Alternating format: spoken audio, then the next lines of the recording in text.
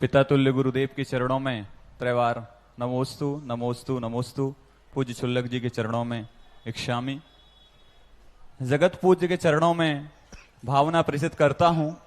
पूज्य गुरुदेव, बहुत सारे भक्त आपके पास आते हैं और पूछते हैं कि बहुत सारे मंदिरों में आज हम देखते हैं आदिनाथ भगवान की, पार्श्वनाथ भगवान की, शांतिनाथ भगवान की और महावीर भगवान की प्रतिमाएं पाई जाती हैं।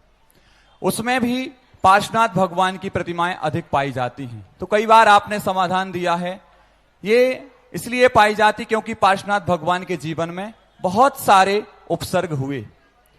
पूज्य गुरुदेव, जब पार्श्वनाथ भगवान के जीवन में इतने उपसर्ग होने के बाद आज प्रत्येक मंदिर में पार्श्वनाथ भगवान की प्रतिमाएं पाई जाती हैं, ऐसा ही हमारे जगत पूज्य गुरुदेव के चरणों में जो भक्त कल उमड़ के आए थे, वो पूज्य गुरुदेव की जो उन पर हो रहे उपसर्ग, उनकी साधना की जो विजय है, उस विजय को दिखाने के लिए कल भक्त यहां पर उमड़ करके आए थे।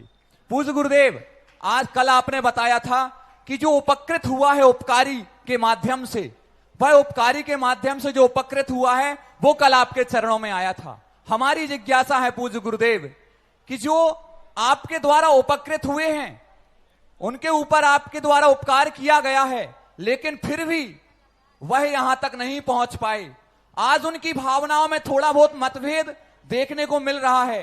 तो पूज्य गुरुदेव, क्या ऐसे जीव का उद्धार हो सकता है? हमारी जिज्ञासा का समाधान करें। नमोस्तु महाराज श्री, नमोस्तु। कैसे जीव का? उपकृत, जो आपके द्वारा उपकारित है, लेकिन फिर भी वह आपके चरणों तक नहीं पहुंच पा रहा है, उसके मन में आपके प्रति मनभेद है। उसमें देखो, दो चीजें होती हैं कि वह पहुंच पाए या ना पहुंच पाए, लेकिन उपकार के प्रति जो है, यदि उपकृत है और उपकृत होने के बाद फिर मनभेद को कोई स्थान नहीं रहता। मतभेद हो सकते हैं, मनभेद जहां होता है वो कृतज्ञ नहीं, वो कृतज्ञ माना जाता है। वहां कल्याण का सवाल ही नहीं उठता, क्योंकि वहां तो उसने विपरीत मार्ग पकड़ लिया, और विपरीत मार्ग जब पकड़ेगा व्यक्ति तो वो उन मार्ग की तरफ ही जाएगा। हमारे यहां तो साक्षात दुश्मन के प्रति भी मनभेद का निषेध किया, माध्यस्थ भाव का उपदेश दिया। माध्यस्थ होना अलग चीज है और मनभेद होना, मनभेद कषाय के अंतर्गत आता है।